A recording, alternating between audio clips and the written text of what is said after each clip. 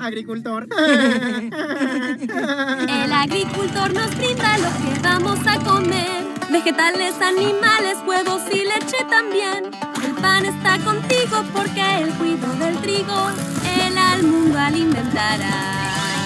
Temprano se despierta para ir a trabajar. Ordeñará las vacas y la tierra labrará. Y plantará las papas que tú pronto contarás.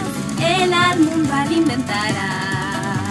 Si las gallinas cacarean y el campo se cosecha, los frijoles y hortalizas que agua necesitan, los animales cuidará del viento del invierno. Allí estará el agricultor. Al comer papitas o ricas palomitas, hamburguesas, huevos fritos, bistec y pollo frito, son gracias al trabajo del amigo agricultor. El mundo alimentará. Te da lo que necesitas con